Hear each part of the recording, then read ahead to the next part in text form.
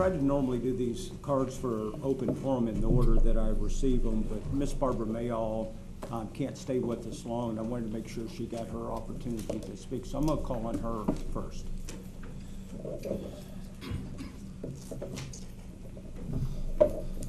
Thank you, Mr. President, council, staff. Do I need to say my name?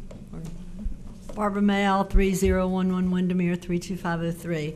I just wanted to come up and thank the city for this meeting they're going to have on April the 16th at 5:30 between the city of Pensacola and Martin Mincy, who is the advertising company for the benches, shelters of our mass transit system.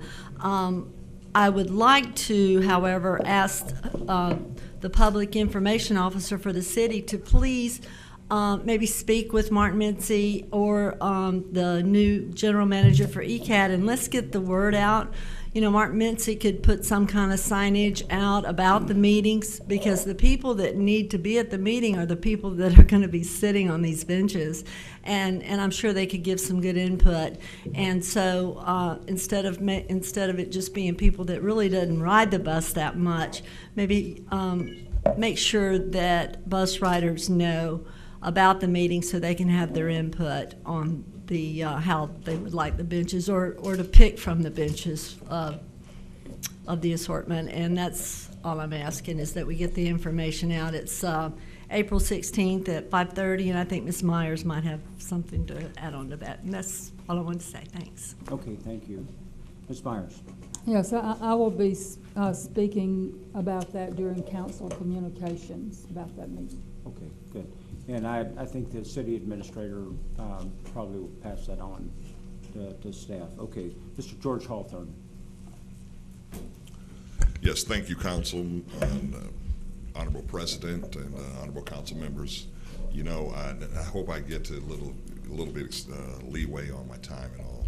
However, I came here today to speak about, you know, the fact that the city of Pensacola is on a period of greatness. We have an opportunity ahead of us to make this city a great city.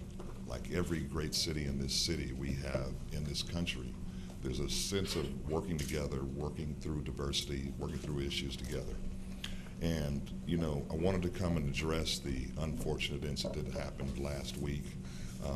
And as we move forward in this thing together, I want to make it very clear that, you know, I'm here as a leader.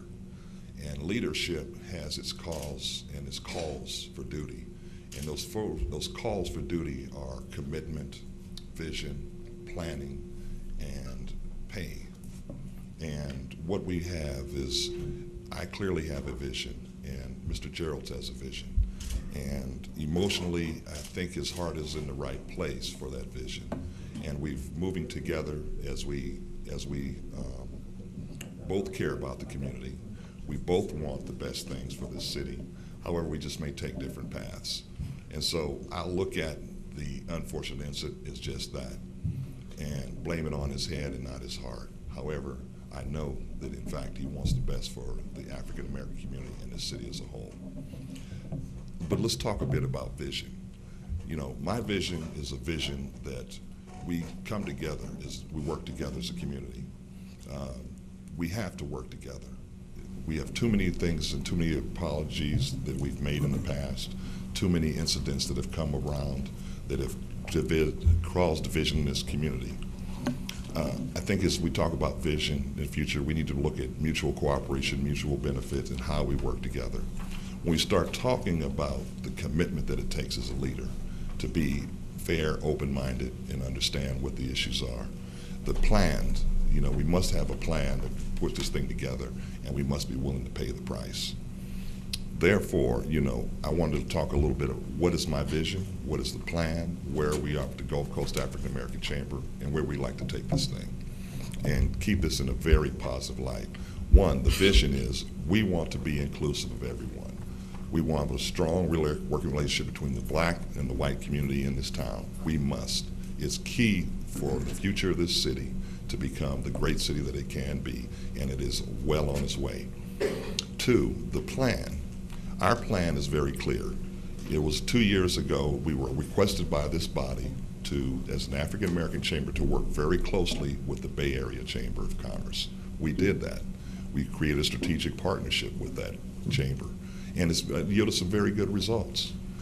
We've had REAP summits over the last year. We've had a Minority Business Council that's now in place. There's a 2015 vision plan that includes entrepreneurship and development of minority businesses, and we're sticking to that goal. We're going to move ahead in that direction. Where we are as far as the commitment, we're committed to this, moving forward in hand with the entire community. What we also would like to see is we got to pay the price. The Gulf Coast African American Chamber is currently in this position where we are becoming a self-funded, privately funded, self-sufficient organization. We had $10,000 on the books with the city of Pensacola that was allotted this year. We didn't ask for it, but it was kindly allotted by this body. So here comes pay the price. This is what we would like to do. The African American Chamber would like to commit those funds.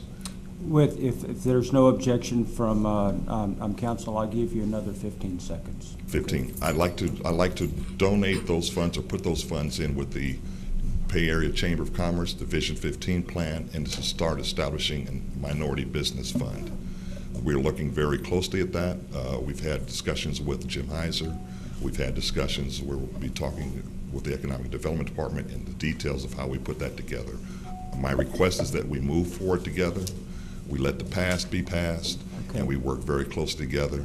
And Mr. Gerald? No, don't adjourn. I just wanted to tell you. Address the chair, please. Well, I'm very willing to work with any council person, including Mr. Gerald's, and I hope that this becomes an incident in the past for both of us. Okay. All right. Thank you, Mr. Hawthorne. Mr. Gerald. Thank you, Mr. President. And to make it crystal clear to everyone listening, it was never my intent to disrupt the activities of the Gulf Coast Chamber, but rather to get it up and going as an effective chamber in this community to meet the needs of the people who expressed an interest in having a chamber.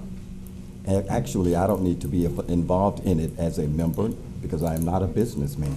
I have no intention of being a member or a board member or a regular member.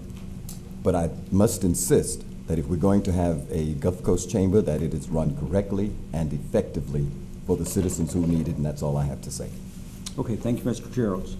Mr. Marlon Mueller. Welcome, sir. Thank you.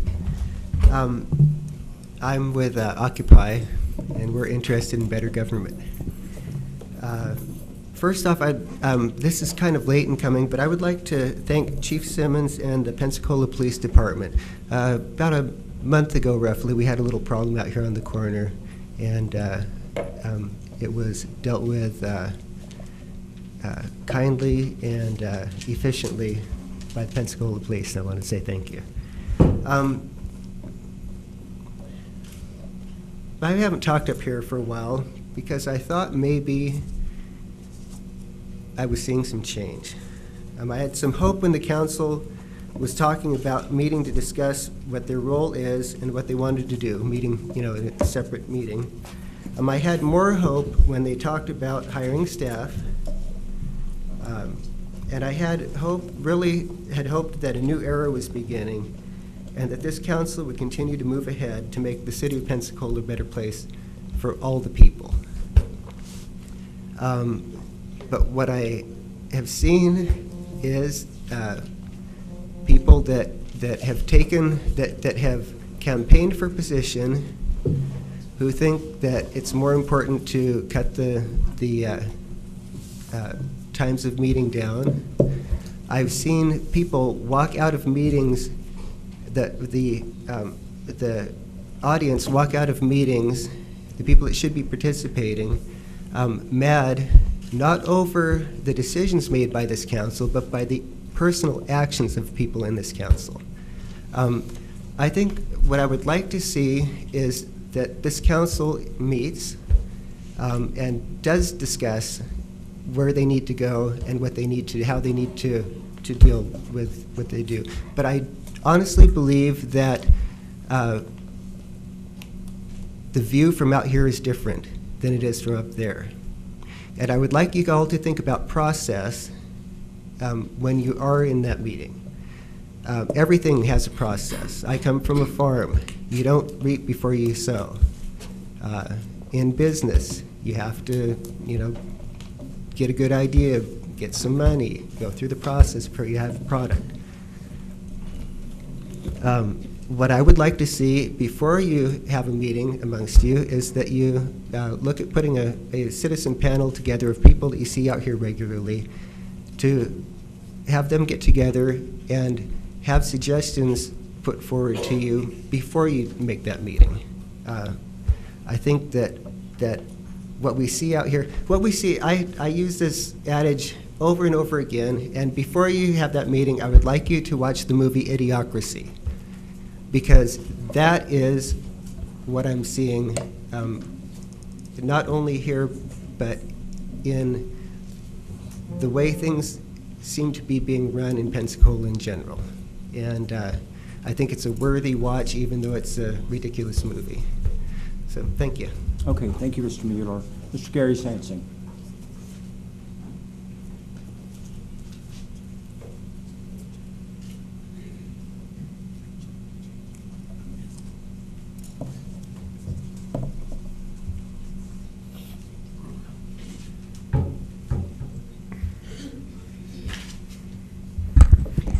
Gary Sansing, 1517 East Jackson, citizen of the city and the county. Again, I'm not angry tonight. I am a little bit thankful for you people up there in Simmons. I also speak for Occupied Pensacola. And I know that it's eyesore and all this, but I thank you for putting up with these people. I'll go on from there. I hear black and white issues, but when I was in junior high, I had the privilege, and it was at someone else's expense, to go up and hike in the Appalachians, spend 10 days hiking up there, and also going to Cherokee to see the pageant. It's called the Trail of Tears.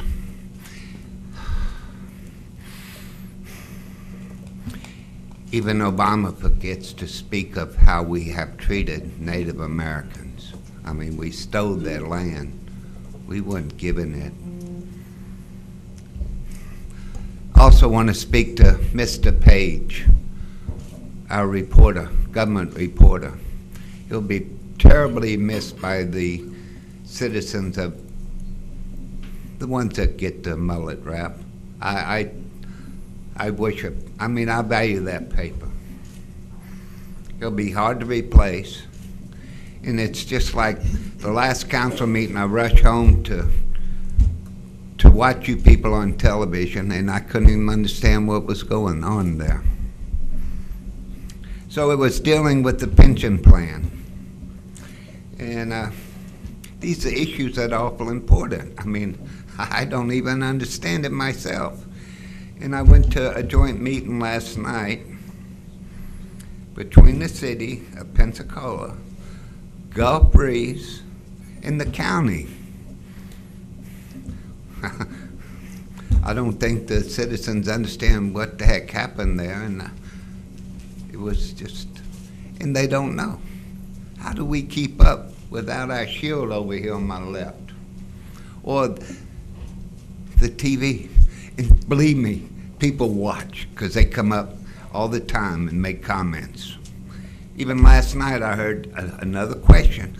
What do you think about the strong mayor and the mayor? Oh my goodness, it's constant. I got a little time left. Now we're going to speak to you people in staff. Where's your staff?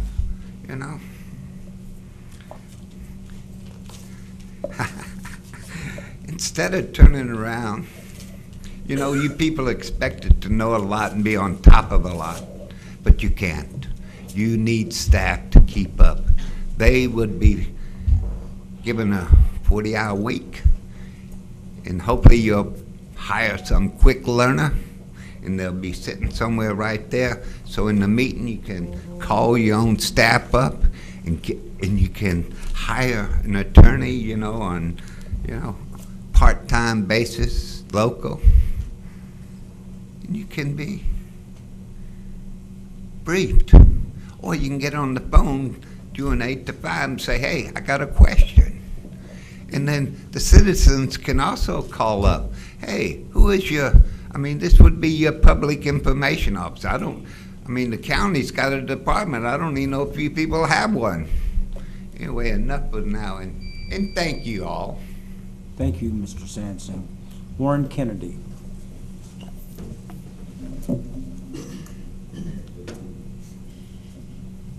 Welcome, Mr. Kennedy. How everybody doing today? Okay, my name is Warren Kennedy. I want to talk a little bit about Gulf Coast African American Chambers. I never had a chance to meet Mr. Hawthorne, but about a year ago, I was introduced to the Gulf Coast African Chambers. They have a thing called SS loan and collaterals. Me and my fiance, we talked to his employees about how can we get a SS loan. And we were promised that if we go about and get a business plan and meet all the qualifications, that we will be guaranteed $2,500 SS loan. And we will explain what the SS loan was. So me and my girlfriend, fiance, we did everything that we need. We did paperwork, we got a business plan, we did our taxes and everything, and we got denied. The paperwork that was presented was not all the paperwork that we needed. If they were professional, they should have caught all errors. The paperwork that we did not have was the taxes. For 3 years, I have them right here. They were filed, and I got money back for each year. And then we were supposed to have a letter that we were told after the facts, after we were turned down. It was not the credit, it was lack of paper that we did not have. So my girlfriend, we spent total of $1,659.99. And all we got back was the $250 for the business plan, but everything else, small stuff that we bought, is sitting up at the house, and all we got in return is the business plan and the petition name. And I don't know how and why everything went wrong, but it did. It took 1.5 years. I tried to get in contact with Hawthorne. His office that was by Palafox Street in Jordan. It's not there. I went down to another business place on Paradise. It's not there. So I need answer why we spent so much money and got nothing in return but a business plan and petition name. The money that we spent was hard-earned money, and that's all we got in return. I don't think it was fair. We were misled, not by Mr. Hawthorne, but his employees that he had working, because we were promised if we do everything that was asked of us, we will be guaranteed to get it. So therefore, we started spending money, getting paperwork done. We were bought for a cell phone business. We were told we don't have a management experience. Me and my fiance, I got a small janitorial company. My girlfriend been in management for 10 years. They said, we're told we don't have no. She does not have retail experience. She was a general manager at a clothing retail store. So everything they asked, we had. Then we were told we don't have collateral. Collateral don't have nothing to do with SS. Because we looked it up, and we also were told. I got in contact with Mr. Franklin. But I was told that before we do any kind of paperwork, the Gulf Coast African Chamber is supposed to have us to go talk to him so he could tell everything that we need to be done so we do not spend money. We never had a chance to meet Mr. Franklin. We were told, start your paperwork, is this what you need to do? After the fact, a year later, I ran Mr. Franklin down and I talked to him. So we were misled. So only thing we got is a business plan and a petition name. We spent $1,600 and some dollars. I got all my receipts and everything. I got in contact with Okay, District 3. Mr. Kennedy, I'm going to have to wrap you up here. Your time's expired. Okay. Okay, thank you. Ms. Rebecca Meyer.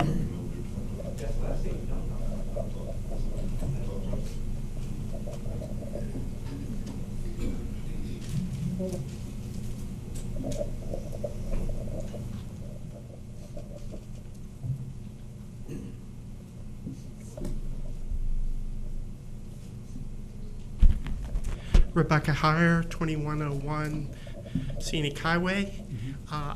Thank you for allowing me this opportunity to speak. I'd like to speak to something that happened on Monday at the Committee of the Whole meeting.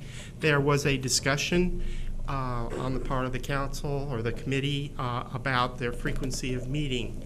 And although no action was taken, it got me to thinking about the meetings and what goes on at the meetings and what the meetings have come to represent to the people of Pensacola. We are really privileged to have as open a relationship as we have as people in the city with the council. In fact, the council acts as the major window for the people of the city into our government. These meetings, both the meetings here on Thursday and the Monday working meetings, are that window. I know that's not really their intent. They're a working meeting for the council to do the business of the city. But they are also an opportunity for the people of Pensacola to participate in the business of the city. And that is both a privilege and a responsibility. We can get up here, we can say our piece. Some people have specific issues that they want to address. Some have general issues of concern or directions or just ideas that they'd like to lay out. But these are all important to the workings of the city of Pensacola.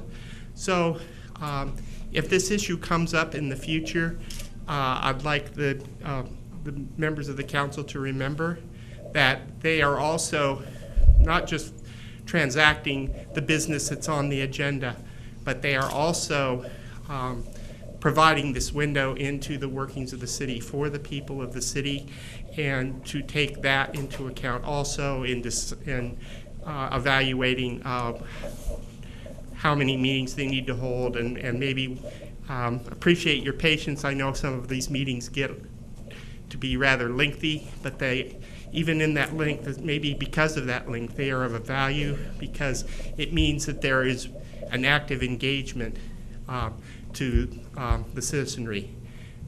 Thank you. Okay, thank you, Ms. Iyer. Ms. Sarah Beard.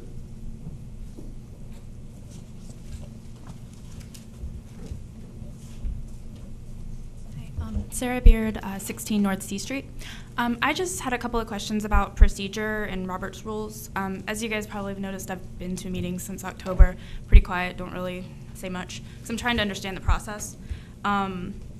One thing that some people have been talking about is basically the members' rights, duties, and conduct up there, including you guys. So I was looking through the rules and procedures of the City Council, and section number 4 says, members shall speak no more than twice on any one subject and shall limit their comments to 5 minutes each time, nor speak more than once so as long as any member who has not spoken desires to speak.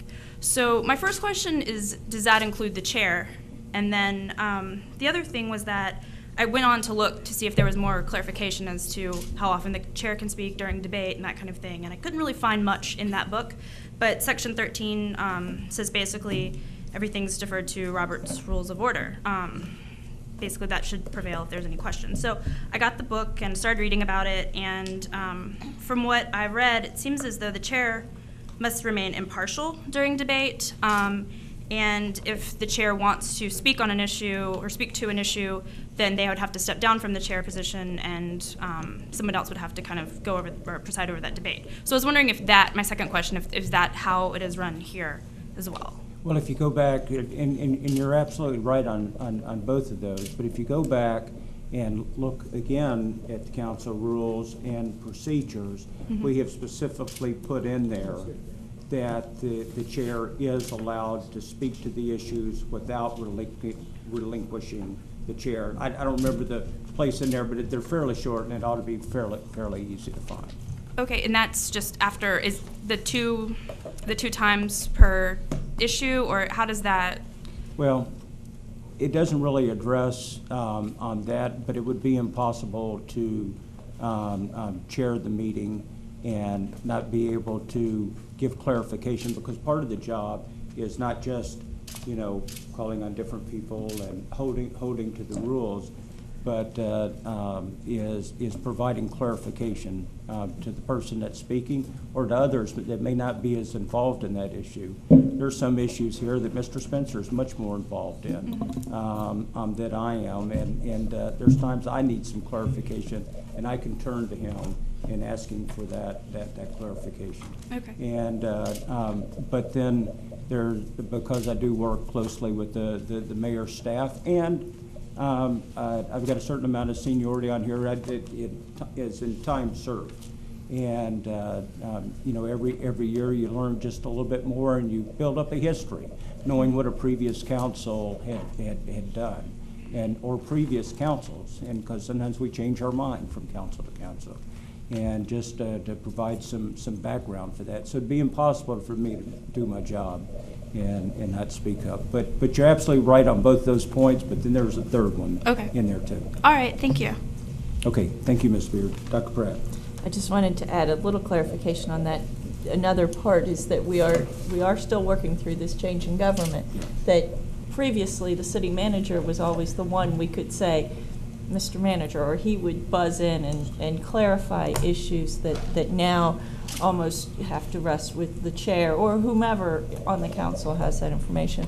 And then we've also had various chairmanship styles, and Mayor Wiggins was very much more flexible than Mayor Fogg had been, and so we're trying to work out some of that. But additionally, when we have discussion items, we're a little bit more flexible than we are, or than we should be on action items. Mm-hmm. So sometimes in a committee meeting, we'll go back and forth many times, and but those usually are in a discussion phase. And that's a good point, Dr. Pratt. One of the things I would like to do during some of our committee meetings, especially during the discussion items, is rather than having to recognize each person that wants to speak, is just allow the discussion to unfold. And if somebody starts stepping on somebody else or disrespecting them, or you don't want to relinquish your time, and then that's where the chair would come in. I want to ask the council, we have 2 more cards, and our schedule has been that at 6 o'clock we suspend the open forum and then continue it after the business part of the meeting. I have 2 cards, and if somebody will move to allow that time on this end of the meeting, then we can take a vote on that, but I'm not going to make the ruling on my own. I'll move that we allow the next 2 speakers. Second. There's a motion and a second. Dr. Wu. Yes, I'd like to say just a couple of words after the 2. Okay, thank you, sir. Okay, please vote.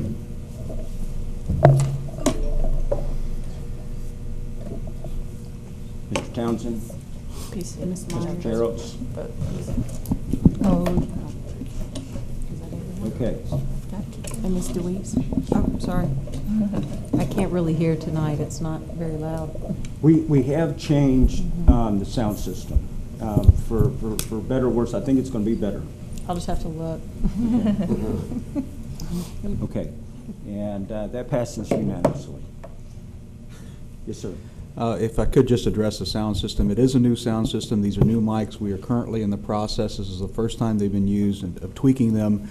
You know, admittedly, since I can't hear very well as it is, I'm having a hard time hearing as well. But please bear with us as we continue to mess with them in the back, and hopefully before the end of the night, we'll have them all dialed in. Yeah, and if you saw me get up to depart, I think it was when Mr.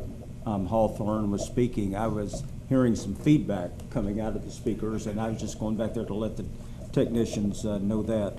Ms. Sonia Merritt. And by the way, the vegetables you shared with me 2 weeks ago were spectacular. I just want my name is Sonia Merritt. I'm at 1308 West Government. We're just opening a new business. It's a hydroponic garden downtown, and the garden is actually there. We pick it when you come. So I wanted to just introduce the city to a little bit different way of growing food, and we're open. And we're also welcoming other farmers who would like a place to bring their food during the week when they maybe couldn't make it for the market on Saturday, and they can bring their food and their goods down there. So we're open. So enjoy. Thank you. Oh, that's for, Yes, it's for y'all to share. Okay. I have some bags, but it's called Crazy Farmers Market. And if you meet us, you'll understand why. okay. But everything's grown in water, so it's a little bit different, no pesticides. Yeah. So we. Mr. Attorney, is this okay? Yes. Okay, all right. Okay. I promise it won't kill you. Okay. All right, thank you, Ms. Merritt. Yes. Yes, Ms. Merritt, Mr. Townsend has a question for you. Yes, sir. Inasmuch as you are in my district, is Yes, that sir. my basket there? Whatever you can manage to keep before they grab it. Thank you. Or you can come by and get your own tomorrow. I'll be there. Thank you. Okay, Mr. Walter Wallace.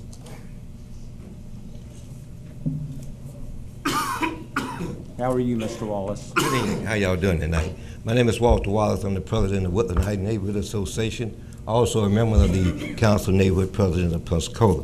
I come before you tonight to acknowledge, to request that you rename a park in our neighborhood after one of our beloved leaders in the neighborhood. I gave you a copy. I think everyone should have a copy.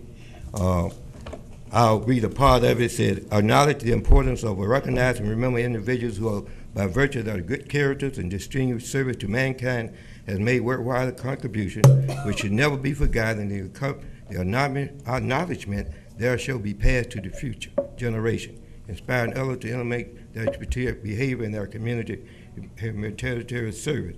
Whereas William E. McNeely Sr. policies impact the lives of many individuals in this community during his 34 years as pastor of Bethel AME Church, Pensacola, Florida, the longest continued pastorate in the history of the AME Church. And whereas during a pastoral career in Northwest Florida spanning over 54 years, William E. McNeely Sr. was tirelessly dedicated and relentless in his service to both his community and mankind in general. We resolved that it is more appropriate and very befitting to remain what is currently known as Woodland Heights Park, located across the street from Bethel AME Church and the portion where Reverend McNeely and his family live until his retirement, to the William E. McNeely Senior Park. Walter Wallace, President. I bring this to request to you tonight. Hopefully you can vote, but we won't. And I'm really kind of disturbed about this. I turned this request in to Mr. Dave Flaherty in November of last year. I have been really gave a runaround on this request. That's why I'm here tonight. I was told that they went to the Recreation Board. They didn't have enough information on Reverend McNeely to make a decision. I said, why didn't nobody call them? I had a biography for them, and I feel that I don't know what the Recreation Board wanted, but nobody called it, can contact me to find out, get any further information. Secondly, then next thing I know, that I'm hearing from him that, well, they gonna change the rule about how y'all name parks and streets after everybody. Then that's supposed to be some kind of committee. Then I would approach him while I'm here today because I want to know what was the status of this request. And he told me I need to come down here to make sure that y'all vote this in. I don't know what status of what y'all trying to do about naming streets and buildings after individuals. But I want this request to be approved tonight. And to me, I have no idea if y'all have a committee looking at new policy and procedure for naming street, buildings, and park. I like as a citizen to know who's on the committee, when it's going to be established, and everything. Where I get a chance to comment. But most certainly, I tell you, in any policy, I'm like my auntie, I don't want my flowers when I'm dead. I want to smell them flowers when I'm alive. And as we do Real McNeil, he's gone. You never know that park is named after him. But I'm requesting that you make that decision tonight, or give me some guidelines how I can get this park named after William E. McNeely. Mr. Reynolds, would you take this for, okay, Mr. Gerald's wishes to speak. Thank you, Mr. President, and I'm sure that Mr. Reynolds will agree with what I'm about to say. I'm going to read from the new charter that was adopted August 21st, 2010, and effective noon January 10th, 2011. And Mr. Wallace, you are actually doing the right thing according to the new charter, and I'll read it. Any proposals for the naming of public facilities controlled by the City of Pensacola will be presented to the City Council. These proposals may be made by City Council members, the mayor, or individuals such as yourself. That was my point of the confusion in whether this committee exists and some of what Mr. Wallace was sharing. According to this, there is no committee. It is permitted or presented to City Council. You've done the right thing. You're at the first step. Although we are in the public forum part of the meeting and not really in a position to take votes and make rules, but that's where we are. So council accepts that request, council considers it, and then we respond to Mr. Wallace. There are actually 2.5 paragraphs. It's a very short policy, but as I indicated, it was adopted on the 21st of August in 2010, and it became effective July 10th, 2011. So need any more? What I'm hearing, that I can get a decision from the council. I don't know if we'll get it tonight, but I was not tonight, but that's where you get your decision from. Can I get a deadline? Like I told you, I've been working on this here since November of last year. We're on the right track, and we'll Okay. handle it. I was going to bring it up either under unfinished business or new business, but we're on the right track. We have your proposal, and we know what to do. Okay, I Thank you, sir. appreciate it. And I thank you look for to hear coming from down, y'all, bringing it up. hopefully before November this year. Thank you. As a teacher, and I'll say it again, you gotta read the book, baby. Yeah, I do And know the rules. I do appreciate that. But if you don't mind, Mr. President, there's one more thing that caught my attention, that there is also a procedure for naming and preservation and historical resources. We have to, so we still need to look, like I was trying to convince us to do the last time. So when we get to that part, those of us who are on the prevailing side need to bring it up and look at it and get it right. It's just that simple. It's only 2 pages we have to go for. Thank you, sir. All right, thank you. Mr. Reynolds. I do agree, and if I make a recommendation, we could bring this forward to the committee of the whole at the next meeting. Okay, sounds great to me. Mr. Townsend? Okay. Dr. Wu? Thank you very much, Mr. President. Very quickly, I meant to speak earlier and I did not. Something very important happened tonight and I wanted to acknowledge it. I want to commend Mr. George Hawthorne, and I want to commend Councilman Geralds for setting an example of how you can have a strong disagreement, but handle it in exactly the right way. There are a lot of young children that are watching us, and you tonight has set a wonderful example of how you can have a very strong disagreement and yet handle it in about as nice a way as I can imagine. So I did not want the opportunity to go by without commending both of you gentlemen and thanking you both very much. Thank you, Mr. President. Okay, thank you. Okay, that brings us to approval of the minutes. You've had the minutes submitted to you. Are there any additions, deletions, or corrections? Move the approval. Second. Okay. Motion and second. Please vote. And that passes unanimously. And for the record, all council members are present. Mr. Reynolds. Thank you, Mr. President. In order to more strongly emphasize the city's commitment to outstanding performance, one employee is recognized as the Employee of the Month. As I read that statement, I have to say, though, we're very fortunate today because we actually have two people that are coming before us. The first is Fred Crenshaw, Sanitation Equipment Operator 2, and he is the February's Employee of the Month. Fred was unavailable to come forward at the last council meeting in February. Fred, could you please come forward?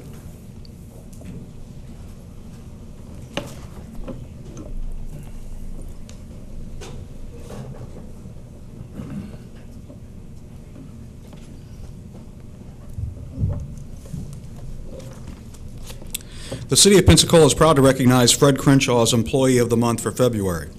Fred is a Sanitation Equipment Operator 2. His job as operator of a knuckle boom loader truck is extremely demanding. However, Fred has the extraordinary ability to make it look easy. Aside from those great operational skills, one of Fred's most outstanding assets is his positive attitude. An example of this was recently noticed when the department implemented the new Mayor's Neighborhood Cleanup Program.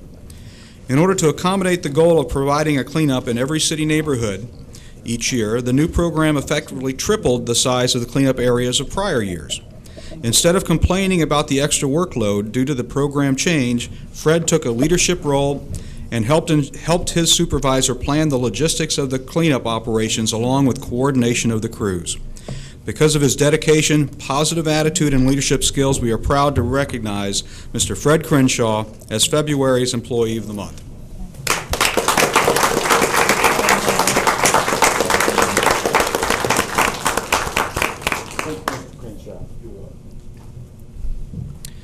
And now, for March's Employee of the Month, we'd like to recognize Tracy Pickens, Housing Specialist. Tracy, could you come on up, please? The City of Pensacola is proud to recognize Tracy as Employee of the Month for March 2012. Since starting with the Housing Department in October of 2000, Tracy has proven to be a dedicated and knowledgeable employee. Upon the recent retirement of a key staff person, Tracy identified a need and voluntarily agreed to assume the additional responsibilities of System Administrator for the department's software program called Housing Pro. Housing Pro is the fundamental tool used for the implementation and administration of the city's Housing Choice Voucher Program and is essential to the program's successful operation. Tracy ensured a smooth transition during this critical period and facilitated ongoing support from the Housing Pro software provider, which involved acting as liaison. She set up users and maintained security protocol. She did all of this while working her normal client casework.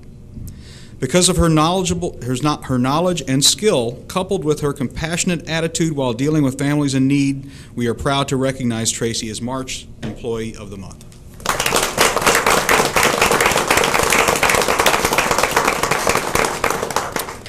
As everyone knows, each month...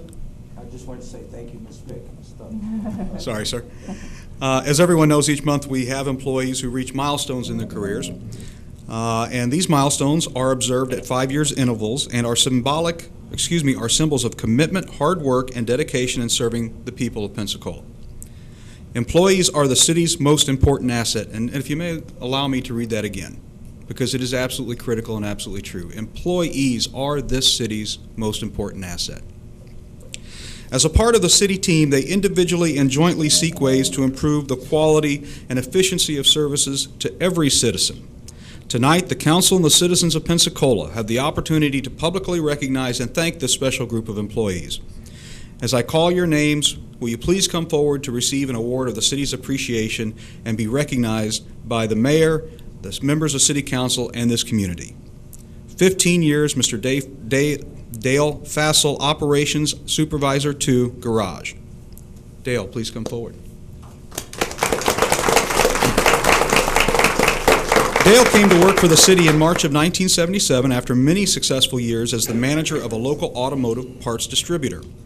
Dale is highly motivated and has been a tremendous asset to the city since being promoted to this position of Operations Supervisor in 2005, with responsibility for the city's automotive parts warehouse. He has been instrumental in improving efficiency of the operation and eliminating obsolete inventory. In addition to his regularly assigned duties, Dale has been extremely helpful with assisting the planning and management of the city's surplus vehicle and equipment auctions. The Department of Sanitation Services and Fleet Management is proud to have Dale on our team. Thank you, Dale. And for 20 years, Mr. Lawrence Hunter, Sr., Marketing Representative, Energy Services of Pensacola. Mr. Hunter, please come down.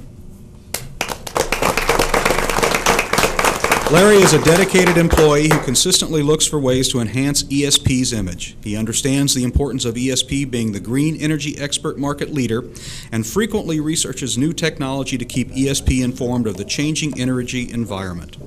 His seniority, technical expertise, and creative forward-thinking ideas contribute to the overall success of ESP's marketing initiatives. Although his primary area of responsibility is marketing to the commercial and industrial customers, he spends time with residential home builders and advising them on green construction techniques as well.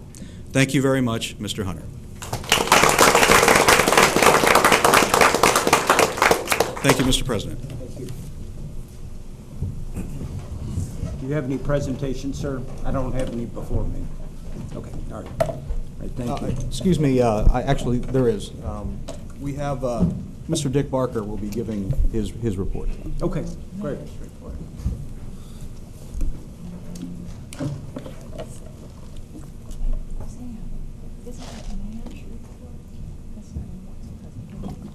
Yeah, that's actually comes under the mayor's report. Oh, I'm Yeah, sorry, I yeah, skipped ahead. Yeah. Sorry about that, Mr. Barker.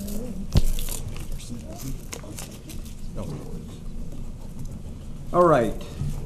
Madam Clerk, public hearings. Item 6A is a public hearing to consider request to amend Land Development Code mobile restaurant units. Mr. Reynolds. Thank you, Mr. President. This is a request to amend Land Development Code mobile restaurant units, and we have a presentation. Thank Ms. you, Morris. Mr. Manager, members of council. We have a request from Michael Caro to amend the Land Development Code to allow for mobile restaurant units on private property as an accessory use to existing restaurant uses. This request and the accompanying proposed amendment would be limited to a defined geographical area of the city. It's not a citywide amendment, so you would not be seeing this request if the amendment is approved throughout the city and any district that does allow restaurants, but rather it would be limited from on the Palafox corridor south of Main Street to the water. The proposed amendment contains specific approval criteria, which include aesthetic regulations, number of units, placement, et cetera, and it would require conditional use approval, which would come before the planning board and then back before this council for approval. The conditional use approval is an additional layer of review, and in addition to specific criteria that are spelled out in the conditional use approval process, the council can also impose additional criteria if desired during that approval process. The planning board did review the proposed amendment at their February meeting and unanimously recommended approval. I'd be happy to answer any specific questions you may have about the draft amendment that was included with your package. Council? Mr. Townsend. Thank you, Mr. President. Do you have any pictures or anything of this particular? Councilman Townsend, we don't have, there is a specific development that Mr. Caro has proposed.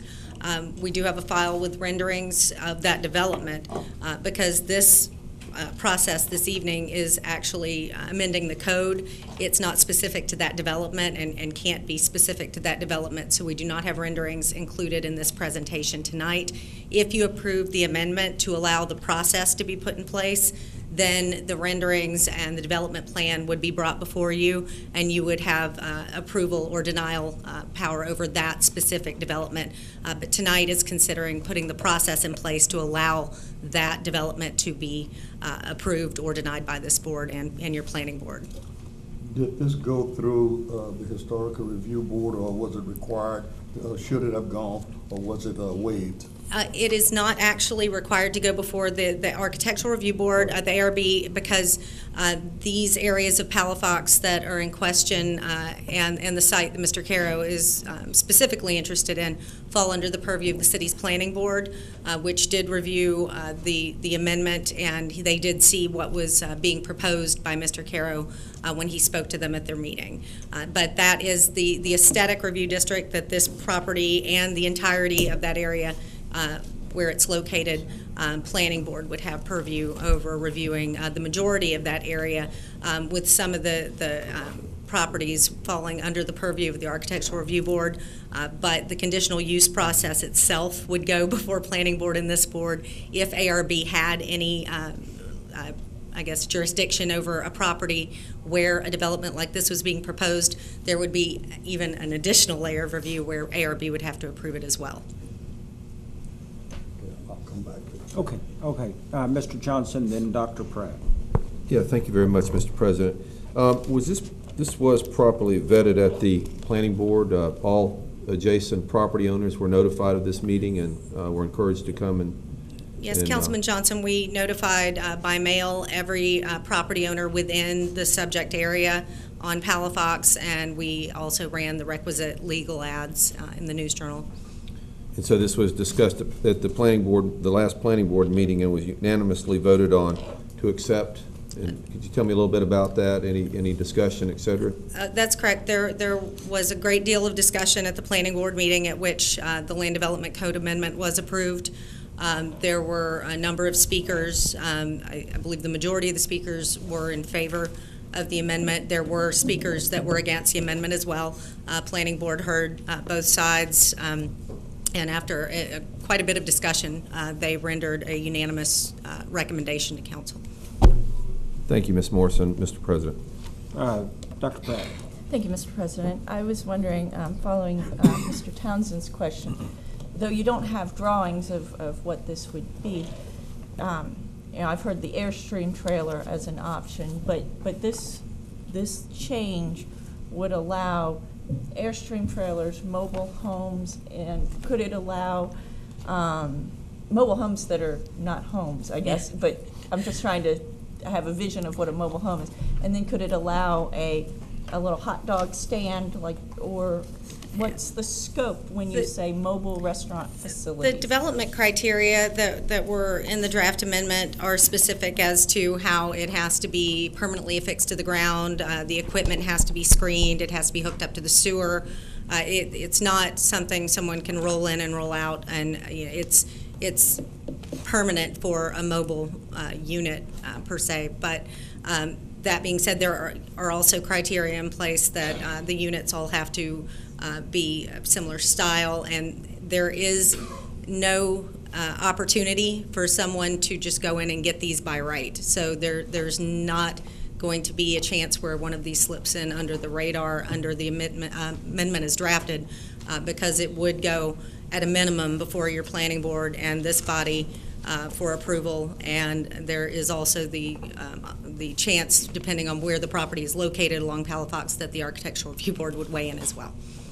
I guess, though, my question almost is, if we approve this tonight, then any conditional use would be a quasi-judicial, where we just say it meets the letter of the law. That's correct. So, I've seen what had gone to the planning board on conditional use was Airstream trailers that sort of have a cool look to them, but we could end up with something that looks more like a mobile home, and we would end up having to approve it because it fits these criteria. They would landscape, they'd hook up, and it would look sort of like a mobile home. The properties along Palafox are all in aesthetic review districts, so there is that concurrent review process regardless of which board has to see it. While certainly it's possible that someone could submit an application as you described, because the review process is quasi-judicial for a conditional use, it's still conditional in nature. There's not a requirement on the part of council to approve it.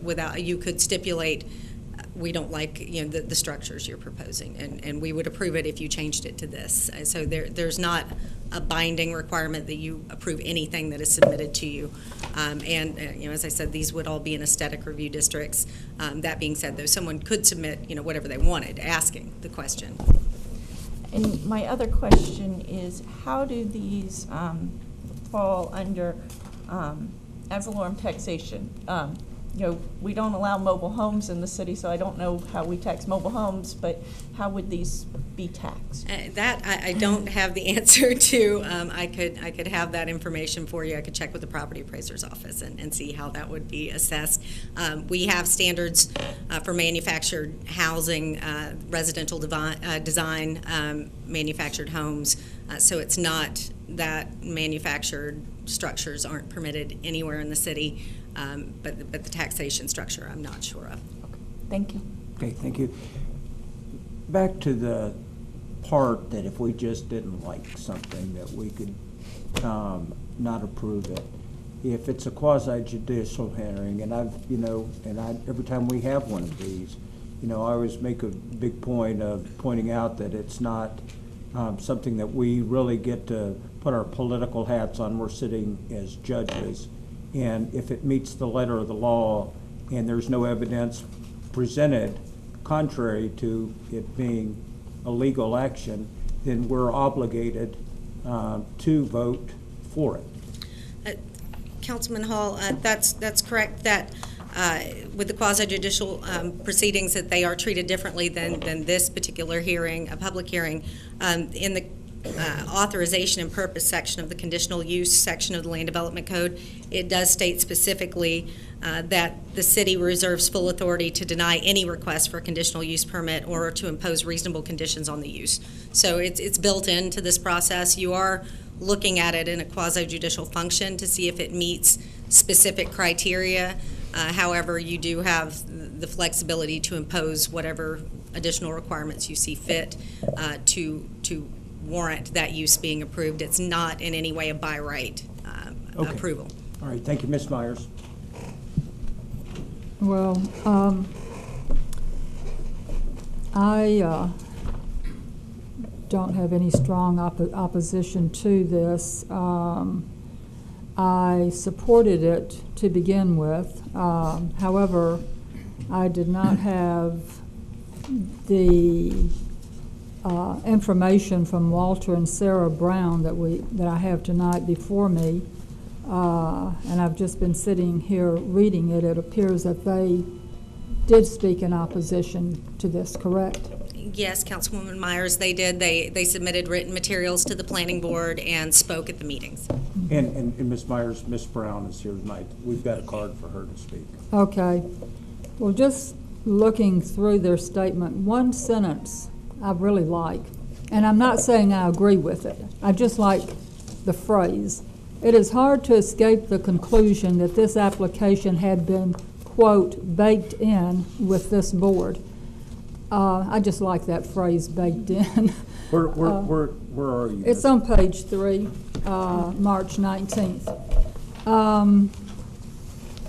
I have some concerns about the handicap accessibility of these types of structures, and it seems like that issue was addressed.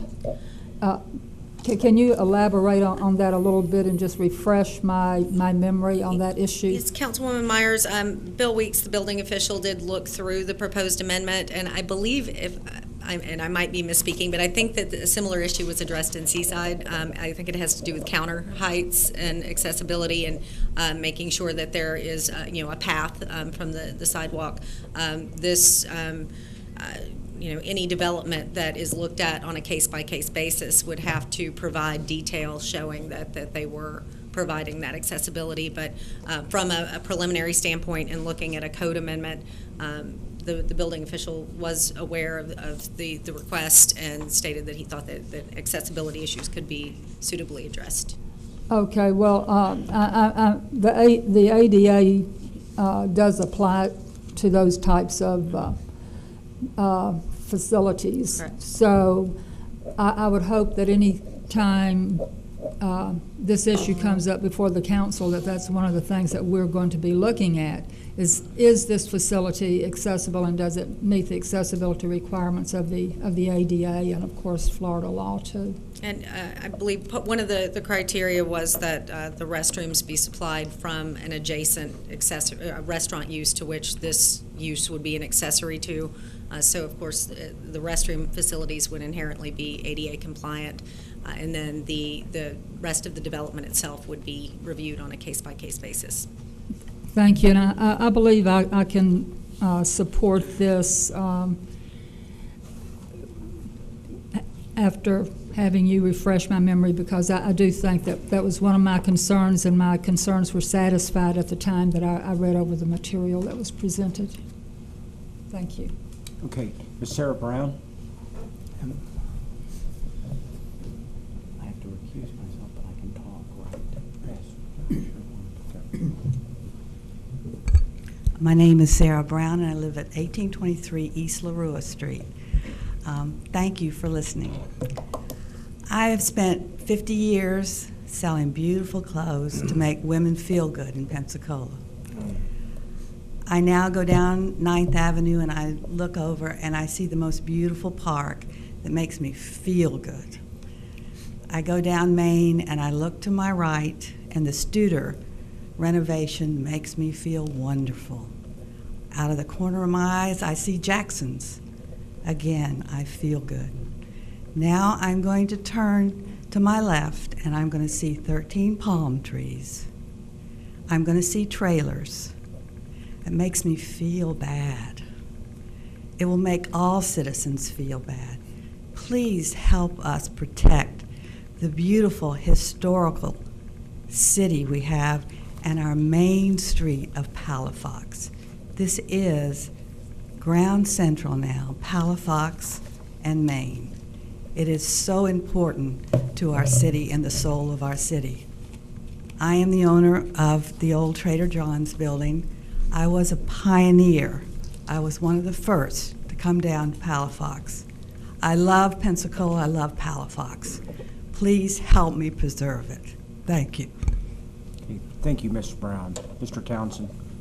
Thank you, Mr. President. I have strong concerns about this project. And Ms. Brown has really articulated beautifully a lot of my concerns.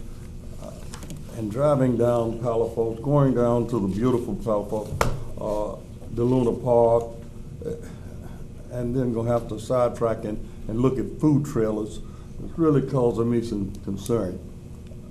It's been stated that we find these particular food trailers in other cities, and I've asked a few questions about that in Portland, Oregon, Chicago.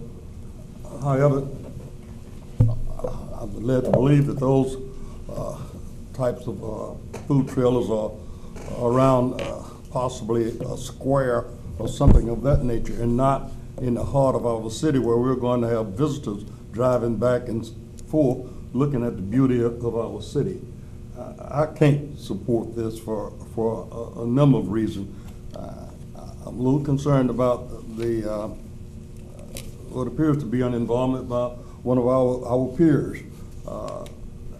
And I would hope he recluses himself in the voting if he possibly will, and I'm sure he will. But I will not support this. I don't think we should have those trailers down on Palafox Street. Somewhere else, put them around Seville Square or whatever. We're getting ready. We got a beautiful maritime park down there with the beautiful water spouting up and all of that kind of thing, and then we're going to have hot dog and relish all over the Palafox Street. I can't support this. Okay. All right, thank you, Mr. Townsend. And Mr. Spencer's already indicated to me that he will recuse himself, but he does wish to speak. I know it seems a little awkward, Mr. Spencer, but I'm going to ask you to step out of your chair and go to the lectern here. Okay? Yeah. And Mr. Johnson, go ahead and speak while Mr. Spencer makes his way down. Thank you very much, Mr. President. I hate to take a second bite of the apple, but that kind of brought me to a question for Ms. Morris.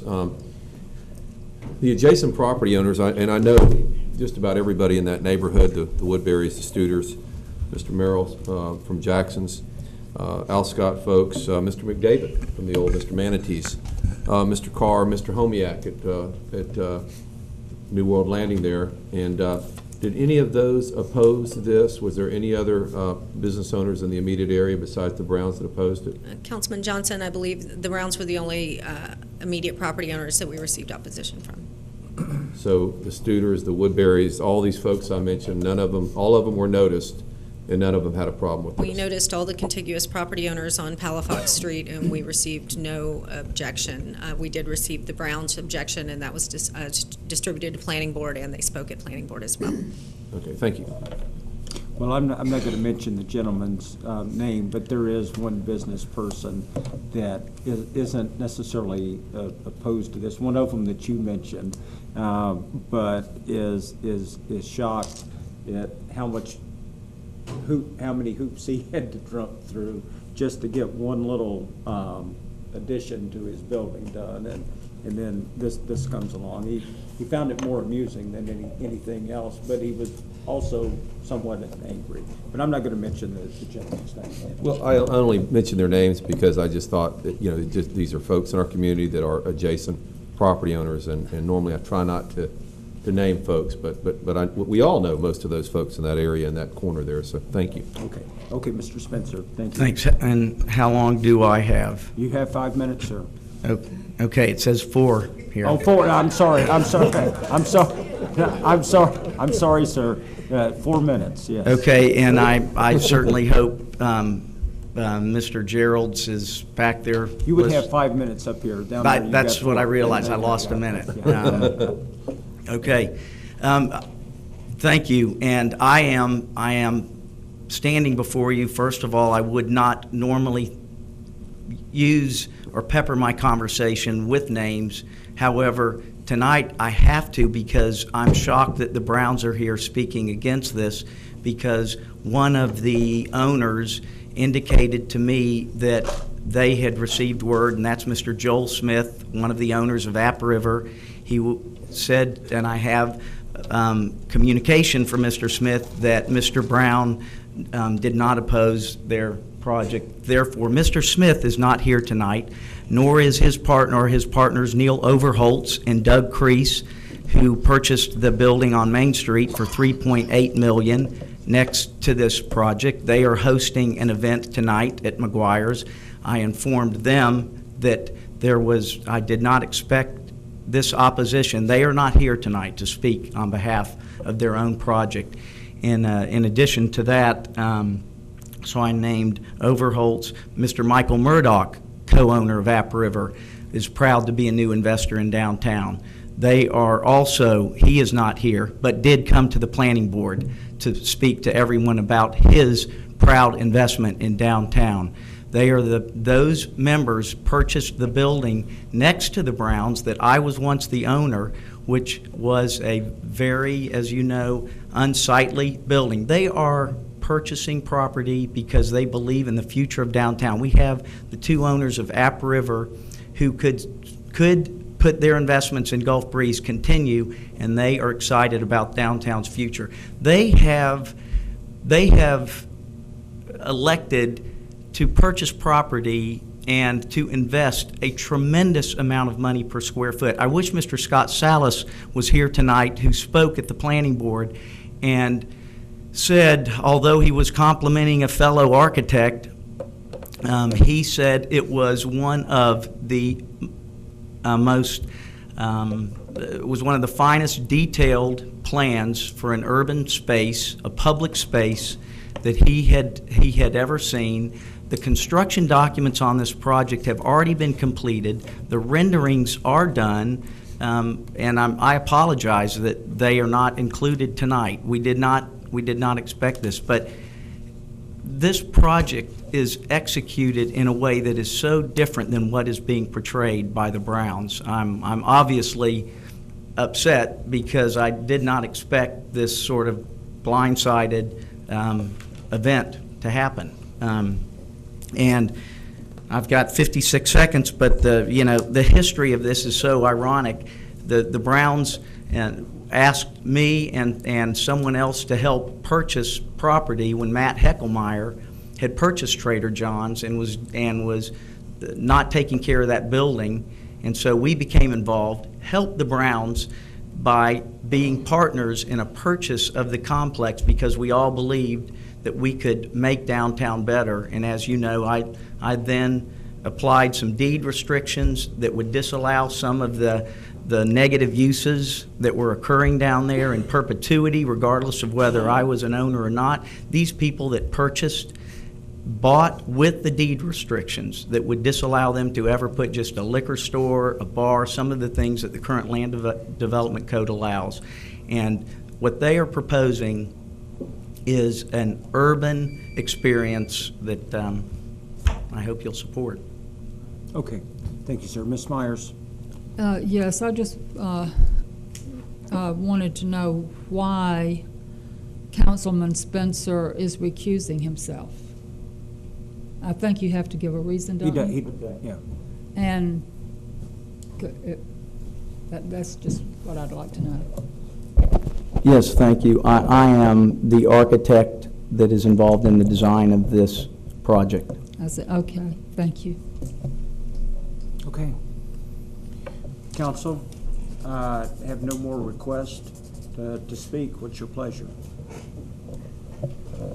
I cannot vote. Move to approve. We have a motion. Second. We have a second. Any more discussion from council? Dr. Pratt? Thank you, Mr. President. I wanted to speak briefly on this. I will not be supporting the motion tonight. I recall a year or two ago when this council spent a lot of effort outlawing metal curtain walls, or they had to have certain frequency of windows because we didn't want our city to become metal prefab city. We don't allow mobile homes, and these basically are what could be considered mobile homes. And so I think that is an aesthetic that we as a council have created, and I think we should stick with that aesthetic. Our downtown, there's no shortage of restaurants or potential sites for restaurants, and one of the major pitfalls in redeveloping downtowns is duplication of successful uses. And I don't think that it's the role of this council to go out of its way to encourage more restaurants in the downtown when that could become a potential detriment to our downtown. I think that the seaside pictures, it looks cute and quaint, it looks like old Florida, but our Palafox Street looks like old Pensacola, and I think that so much effort has been put into maintaining that character with the ARB is separate, but there's been effort to keep that flavor, and so I don't think we need to be encouraging and permitting something which we have sort of outlawed in our city, and I think that it would not be an attractive asset for our community. And I wanted to speak for a minute. Councilman Johnson mentioned that there are a lot of people who didn't come and speak. Well, we all know that the people who come here are only a small portion of the people who have feelings on an issue. And many of the people he mentioned are doing other business with the city, and they don't really want to come speak out on an issue such as this, though they may privately have opinions. So I don't think that gauging it by the fact that they haven't come to speak is a good measure of whether they support it or not support it. They are not here to speak in favor of it either, so we have to just say they chose to remain silent on this issue.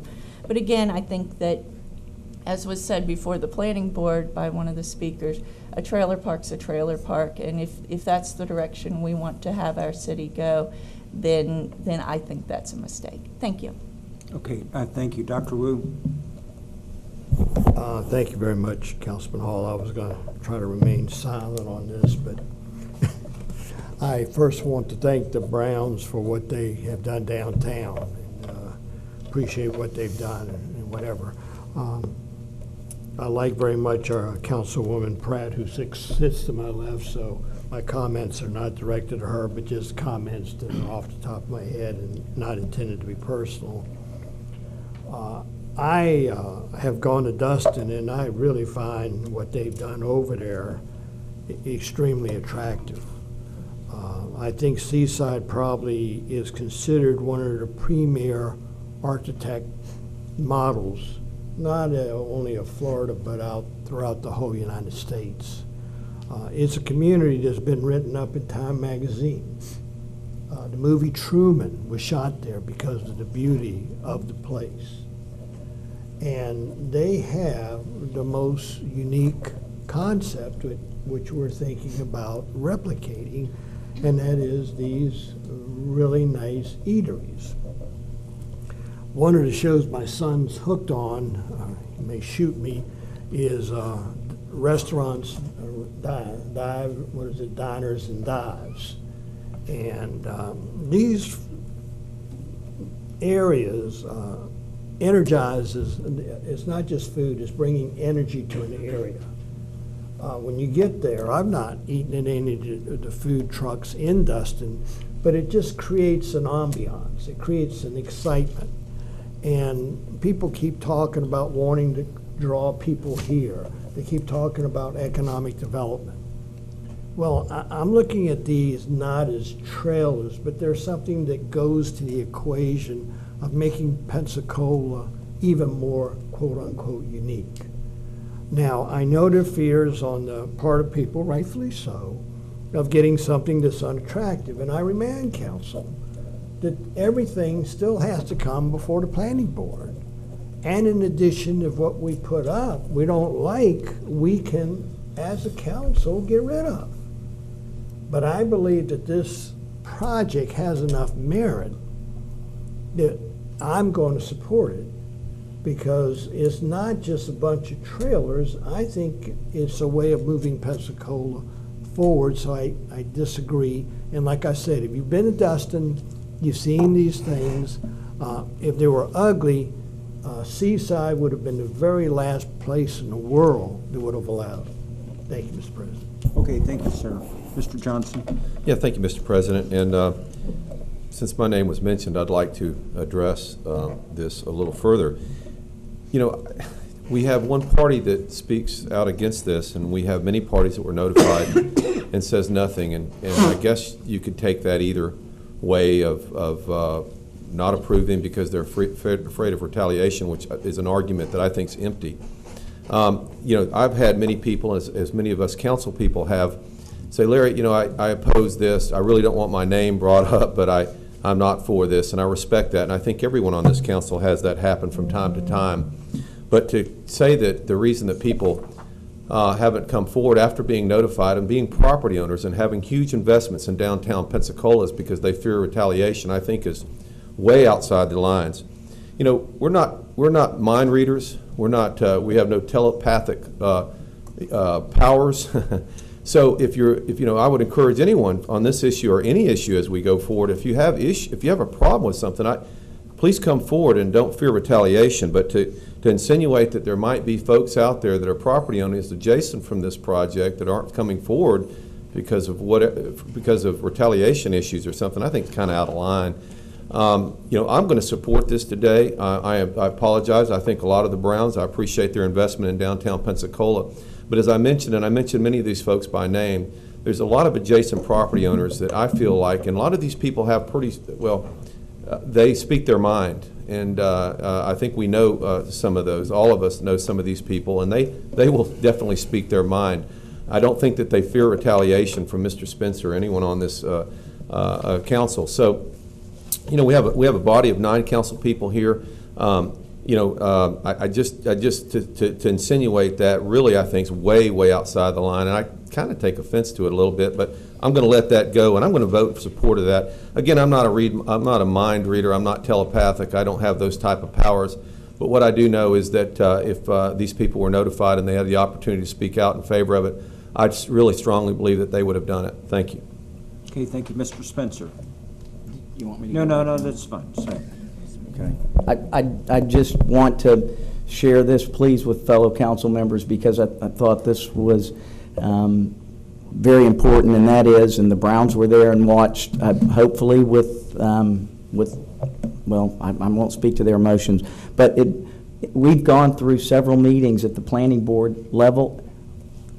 The restaurateurs all came in support. We had, they were speaking in favor of the inertia that is created with the critical mass. We had everyone from the owner of Blimpies at the very end all the way down the street that not one restaurateur spoke as though this was going to negatively impact them. And I appreciate, Mr. President, you allowing me to make sure that clarification or fact was shared in light of another of council person's comments about competition. Okay. Thank you, Mr. Spencer. I've got Dr. Pratt, who had her light on first, but Mr. Gerald's, I don't believe, has spoken yet. Mr. Gerald. That is correct, Mr. President. Thank you. I may have missed this, and as you all know, it's kind of difficult to listen attentively and skim through a packet at the same time. But the lots that are in question are the opportunities that will exist. Are they limited in any way? I mean, in other words, if a person has a product and a food trailer that they'd like to station somewhere in this property, will that be open and available to whoever would like to bring their products to the city? If you would, Ms. Morris. Thank you, Council President, Councilman Gerald. The limitations put on this type of use would be that the proposed amendment is written in such a way where any mobile restaurant unit would have to be accessory to an existing restaurant. So, number one, you'd have to find a restaurant that wants this as an accessory use to their business. And in addition to that, would have to have the room to install such a unit and meet all the site criteria that are in the amendment as far as the development site devoted to mobile restaurant units. The actual mobile units can't take up more than 25%. There's a requirement for a percentage of pavers, hardscaping, seating requirements, things like that. They have to have dumpster availability hooked up to sewer, grease traps. So there's a number of limiting factors. In addition to that, the restaurants have to be provided by the primary restaurant use. So there are limiting factors. There's not a limiting factor as to where it could go in that geographical area on Palafox, but it does have a number of factors that have to be in place before it can even be applied for. Which is, as you're stating, limited to partnerships of sorts. Correct. It would have to be an accessory. The restaurant would have to request that to be an accessory to their business. Well, if we're going to continue to move forward and to grow, I'm going to support this project.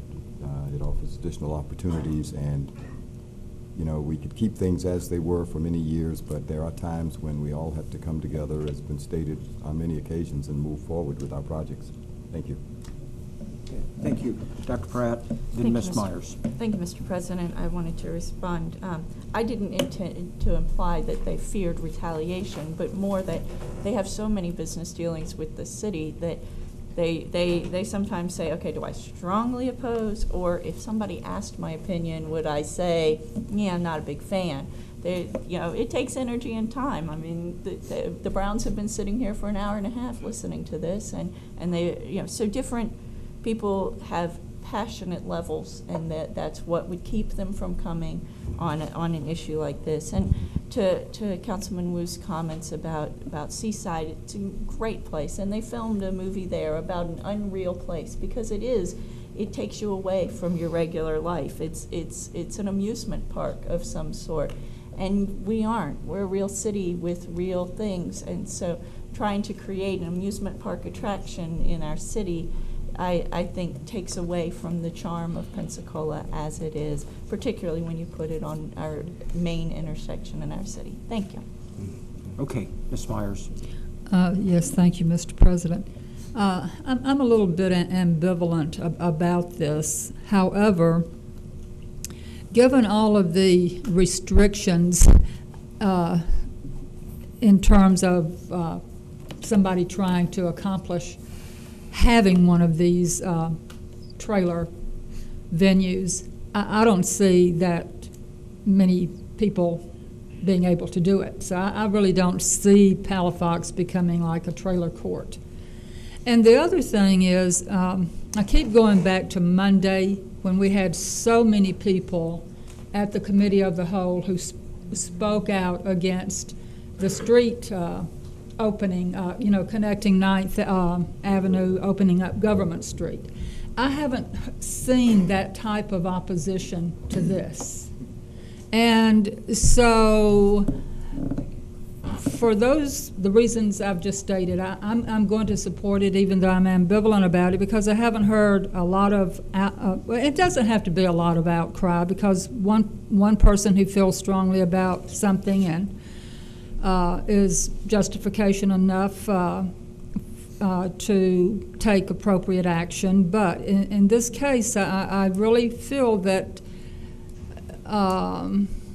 there hasn't come to my attention a lot of opposition to it. In fact, this is the first that I've heard in terms of opposition to it. Of course, I haven't been to the planning board meetings either.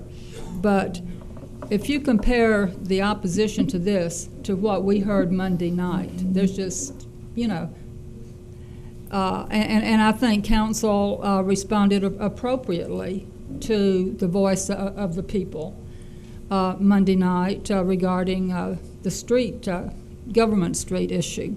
So I'm going to be supporting this. Okay, thank you, Ms. Myers. And Mr. Alistair McKenzie. Welcome back, sir. Thank you. Evening, Council. I wasn't really going to speak on this, and I actually thought it was quite a good idea until this lady just got up and said that the only people that could do this would be existing restaurant owners. And to me, that kind of defeats the whole purpose of having mobile restaurants of any kind. Because if you know about all the food trucks that have been going all across the United States, one of the big things is that you have all these individuals that can't afford to open restaurants that are now being given an economic opportunity to have a small kind of restaurant. And so I think if you're looking forward into economic development of downtown, you should be inviting more small businesses in and entrepreneurs like the gentleman that got denied his loan, things like that. That's what you need to encourage more businesses. You don't need to encourage nepotism. And the nepotism is allowing only restaurants which are established already to have, these mobile truck units there. Because all you're doing by that is further securing a larger profit for a smaller number of people as opposed to opening it up to a larger number of people. And I think the goal of economic development is to make it economic for everybody so that everybody can start making money. The whole purpose behind having these small units is to encourage people who couldn't afford restaurants on their own in order to have those restaurants. And that's really all I have to say about the matter. But if that's like part and parcel of it, I think you got to pump your brakes on this until you think about that. Thank you.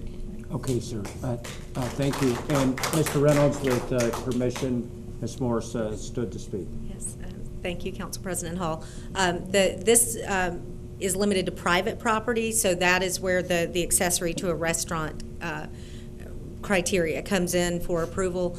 We do allow food trucks to operate legally in the city right-of-way, so someone who couldn't afford to physically open a brick-and-mortar restaurant could operate a food truck in the city right-of-way as long as they're legally operating and not parked illegally, et cetera. But this is only for private property, for mobile units to be set up permanently on private property. They have to be adjacent to an existing restaurant. Okay, all right, thank you. Mr. Spencer? Thank you for recognizing me. I know that it is the full intention of this, and I appreciate the comment about basically incubators and the importance of them. The whole business model of this is to lease separate individual units to people that do not own bricks and mortar restaurants. That, like in Asheville, many of them started like this. And now today, they have bricks and mortar restaurants through the gained sort of fame of their food product and quality. Okay, thank you. I'm just going to weigh in a little bit here before we vote. I'm actually delighted that we don't have any specific plans here in front of us, that we just make our decision on the merits of it alone. And that, because we do get another bite at the apple on this. If we don't like what Mr. Spencer drew up, we can reject that as it comes to us. But the concept of this is I'm excited about, and I'm going to take Mr. Spencer at his word that the restaurant owners from along Palafox, the various one of them are in support of this, and it shouldn't be any surprise to anybody. You know, the more density there is, more food opportunities there are downtown, the bigger of a draw that it is. People don't come down to eat at a single restaurant. They come down here because they have got a wide variety of restaurants to go to. So I will be supporting this tonight, and I'm just going to give us one more time for comment. Seeing none, please vote.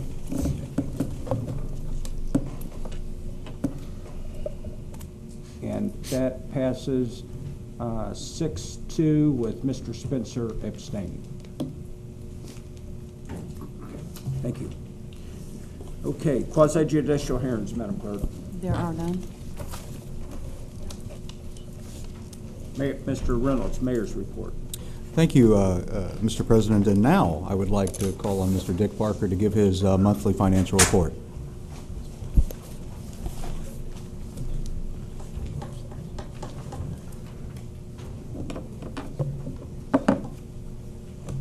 Thank you, Mr. Reynolds. Mr. President, members of the City Council, we continue on this monthly report through February, showing down in our franchise fees, half-cent sales tax, communication services tax, and the municipal revenue sharing. It's about $800,000 that we're down. Currently, I'm still projecting that there'll be expenditure savings or other revenues that will be adjusted in order to maintain this. But I really do feel I want to see, especially on the franchise fees and public service taxes, before we make any budget adjustment, how the summer months come in. I'm anticipating that summer is going to come in better than originally budgeted for those months. But at some time before the end of September, we'll make those adjustments as we normally do in the fiscal year. Local option sales tax is down about $76,000 or 3.44%. The gas tax is down about $38,000 or 7%. Those two, I want to see how the summer comes in before we make any adjustments on those. The balance in your tree planting trust fund is $681,327, and in the park purchases trust fund, $38,068. We're continuing to watch ESP's revenue and expenditure pattern. As you're well aware, we did not have much of a winter here in Pensacola, so I'll continue to watch that along with ESP. The net may be down, your revenue minus expenses at the end of the year, but we are building up the reserve that we were short on last year. So as we finish up the year and get through the final months here and before we get into the summer months, we'll have a better feel of how that's going to look. Then, of course, the pension issue we have discussed with council, same as the previous month. This slide is continue to work with the unions on this issue in negotiations. And then as far as the bids, the formal bids, RFQ, there's one Source Lawn Service for $49,363 that we issued for stormwater maintenance. Perdita grading and paving, construction of the Armstrong Park and tennis courts for $65,000. Another formal bid, Equipment Controls Company Incorporated for 3-year supply of residential gas meters for $29,405. There were no contract renewals or extension that were let during the time period of February 1st through February 29th. And then quotations or direct negotiations. We had one for $90,000 for state Florida lobbying services. The the American Continental Group for $90,000 for federal lobbying services. Coastal Machinery for a piece of equipment, tractor and power rake for $40,000. Gulf Power Company for relocation of a power switch for $31,910. Jerry Pate Golf Design, owner representative on the Main Street project for $56,000. All Pro Sound for AV equipment at the library for $31,910. Purchase of latent print equipment and printer for $72,095. State, federal, and other buying contracts. Chastain Enterprises, the 5 CNG truck chassis for $693,000, and then the 5 refuse bodies to go on those chassis for $579,855. Just to remind council of the budget calendar. June, you should have the proposed budget to you is the current plan. July 1st, we receive certification of value from the property appraiser. July 19th, council will be scheduled to approve the trim notice. And then July 23rd through 25th will be council workshops with the public hearings on the 5th and the 12th of September. And with that, if you have any questions, I'll be glad to answer them. Council? Dr. Pratt. Thank you, Mr. President. I was just wondering, the natural gas trucks, how do those compare in cost to regular truck? I would really have to refer that to Mr. Moore, but the initial cost is, as I recall, is increased over what the normal would be, but the life expectancy is greater. I don't know if Mr. Suarez is back there, but I can get you the information. And if I may, Councilwoman Pratt, the payback on the effective, it is a premium cost over a normal truck, but the payback is literally within a couple years. Because if you just think about it, we've got, almost $5 a gallon gas, and then the CNG is going to be less than $2. So it's a big difference. Okay. Anyone else? Thank you, sir. Yes, sir. Anything else from the mayor's desk, sir? No, Mr. President, that's it on the mayor's report. Thank you. Thank you. Brings us to council communications, and I'm going to jump in here and do something that probably Mr. Geralds and Mr. Johnson both had planned on doing, but this crosses both their district lines, so I'm just going to do it once for both of them. The mayor's neighborhood cleanup is coming to a local neighborhood, and it's runs from Maxwell to Har, from Davis Highway over to the Bayou. And everybody that lives within that area should have gotten one of these cards in the mail, and it tells you the items that are eligible and things that are absolutely not eligible, and I guess that's because there might be some confusion on that. But anyway, it's pretty clear, and I urge everybody to participate, and it comes to you at no cost. Provided by City of Pensacola. Mr. Geralds. Thank you, Mr. President, and I have just one announcement for this evening, and that is to say that some of our organizations, local 501c3 organizations, will be having a brief memorial session at the MLK Plaza on Monday at 6:30 p.m. in honor of Mr. Trayvon Martin. We just wanted to make sure that our community understands, and we're patiently waiting to see the outcome of this situation. But however, on behalf of Mr. Trayvon Martin, we will be at the MLK Plaza at 6:30 on Monday, this coming Monday, to say a few words, light some candles, and lay a wreath or a bouquet of flowers at the MLK bust on behalf of this young man. There will be a lot of, hopefully there will be several community-minded organizations participating, but we just wanted to make that statement here in the Pensacola area to make sure that South Florida and other parts of Florida know that we're not asleep here in Northwest Florida. We're concerned about that situation, and we want to make a statement of our own so that we can encourage the governor, legislative officers throughout the state, if there's something they can do with a particular law, and the one in particular that perhaps may want to stand your ground.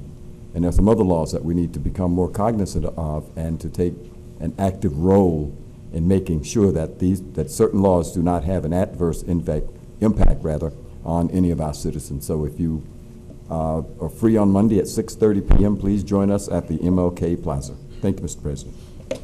Thank you, sir. Mr. Johnson. Yeah, thank you, Mr. President. Yes, real quickly, I just wanted to share with the viewing public today. I was at Bayview Park with Amy Baldwin with DEP, checking out the oyster bed reefs that we had installed there with cooperation of many folks. And we witnessed 2 dolphins in the bayou today. I've lived on Bayou de Har since 1989. I've never seen dolphins in Bayou de Har before. So I wanted to share that with the public because I think it's newsworthy. I think it's something that we should mention. When dolphins enter a body of water like that, you have to believe that the water quality is improving. And I think with the efforts going on with the Bayou de Har and with the support of this council and the mayor and his staff, that we're maybe headed in the right direction. So I thought that was it was interesting. Happened to be a TV reporter from Channel 3 with us at the time, and he got some video of it, and he was going to put the video on Channel 3 News tonight, maybe either with the weather or whatever. So I know I didn't see it. I know it wasn't a black helicopter or something like that. It was definitely some dolphins in the bayou. So I wanted to share that with the public. Just again, I've lived on Bayou de Har for over 20 years now, and I've never seen a dolphin in Bayou de Har. Today I witnessed 2 myself, along with Amy Baldwin and Channel 3 News. So it did happen. I didn't dream it. So I just wanted to share that with you. With that said, there's going to be another effort on March 30th, Friday at 8:30 to 2 p.m. Planting of grass. There's going to be an outfit coming to town. It's called some kind of Tourism Cares. It's an outfit that I guess they do environmental stuff. Tourism group that comes to town, and instead of what they do is they come and they do different things to help with the environment and different other projects. That group will be in town on March 30th there at Bayview Park. I would encourage everyone to come down and welcome and join in. Planting seagrasses there at beautiful Bayou de Har there at Bayview Park, there by our extremely large boat ramp parking lot that we have there. So anyhow, again, that'll be March 30th, but I did want to share that very exciting news to see those 2 dolphins entering our Bayou de Har. Thank you. Exciting indeed. Mr. Spencer. Thank you. This communication is shared not only with fellow council members, but hopefully bike riders that are listening all over, say, in the city, and firefighters as well. This was the only time I felt like I could share with all of you news about one of our city's recently retired firefighters, Tony Stanfill, who on February 13th, on Monday, began a more than 35-day bicycle trek alone around the state of Florida. He came back home this Saturday after starting, as I said, on February 13th.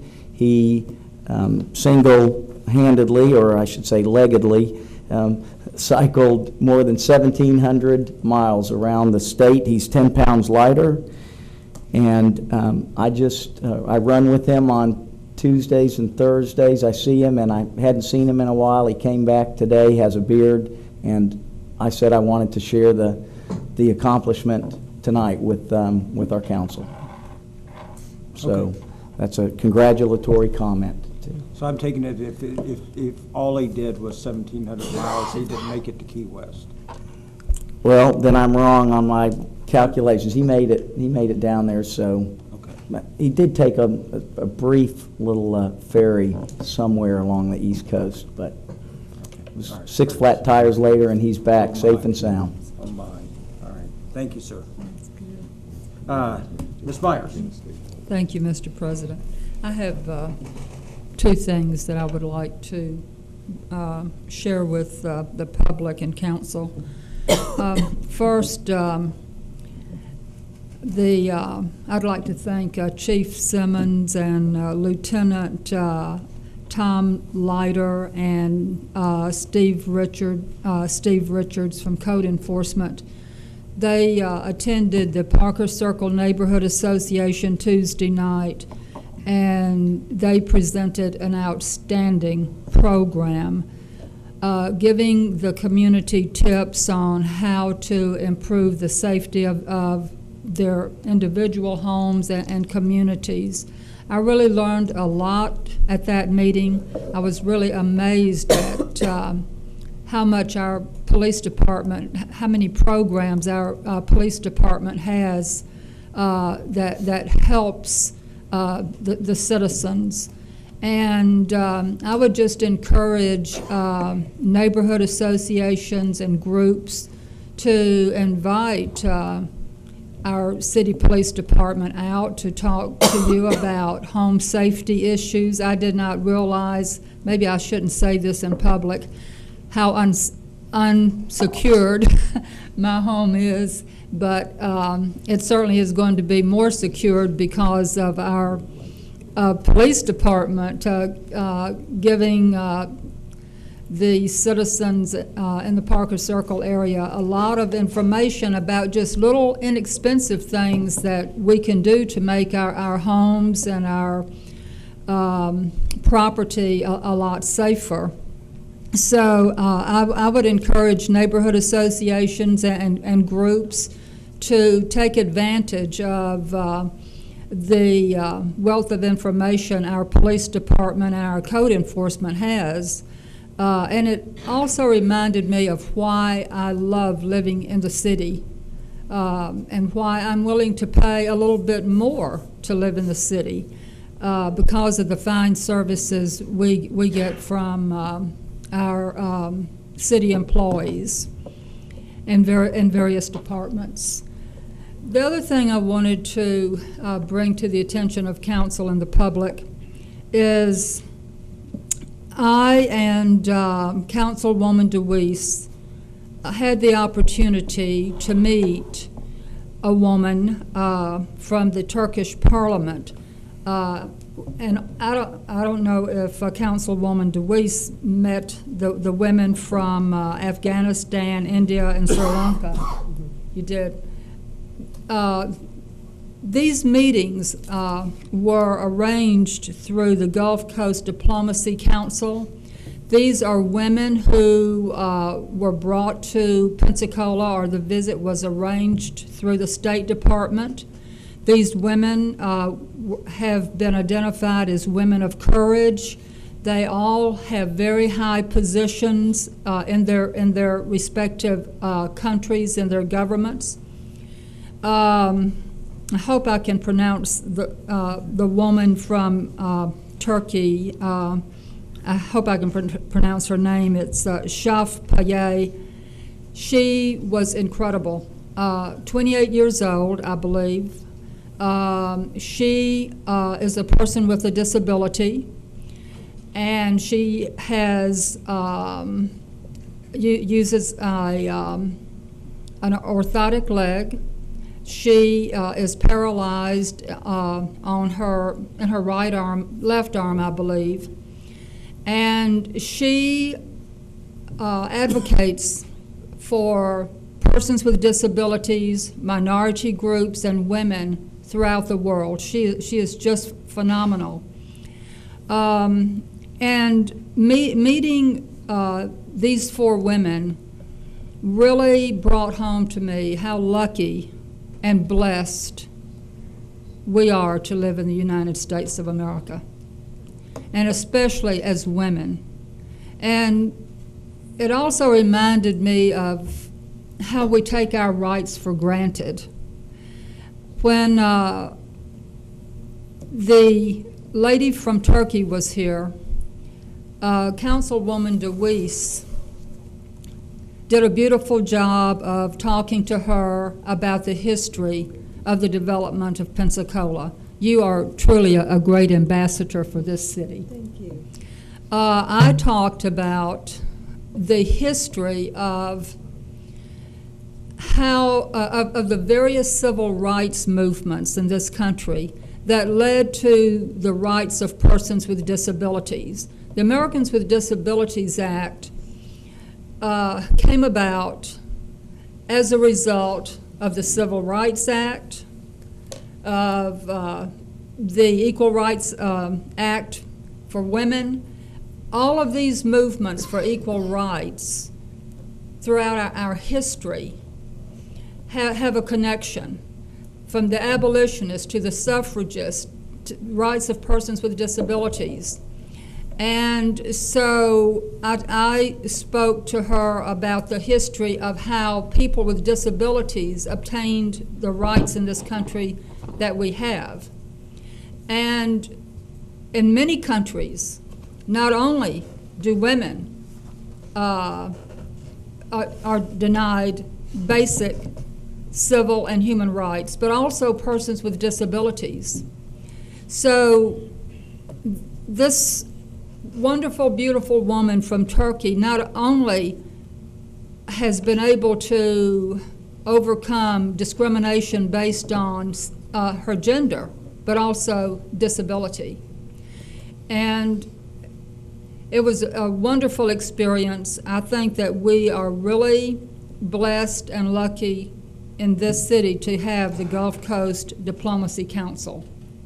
So I just wanted to share that with council and with the public. I wish all of you could have met these 4 really courageous women. You would have been inspired. Thank you. Thank you, Ms. Myers. I don't see any other lights, so move on to petitions, Madam Clerk. There are none. There are none. Brings us to the consent agenda. These are all items that were passed unanimously in the Committee of the Whole. The council has agreed to vote on them as one item. And the first one is interlocal agreement. Item A is interlocal agreement, Old Blunt School Property Community Development Block Grant, assisted demolition clearance. Item B, airport, approval of construction phase services for entrance sign and turn lane improvements. Award of bid number 12009, demolition of the former National Guard Armory. It's item C. Item D is request for license to use right-of-way at 509 South Palafox Place. Item E is request to amend easement language, ordinance number 11-02. Those 5 items, council. Move to approve. Second. There's a motion and a second. Any items to be held? Seeing none, please vote. And that passes unanimously. Thank you. And we had no other items from the committee to vote on. And reported the Community Redevelopment Agency, Mr. Spencer chairs. We did not meet. We did not meet, that's true. Okay, ordinances, first reading. 14A. Item 14A is proposed ordinance number 06-12, an ordinance to be entitled, an ordinance amending section 12-2-78 of the Code of the City of Pensacola, Florida, amending conditional use regulations, providing for severability, repealing clause, providing an effective date. Move the approval.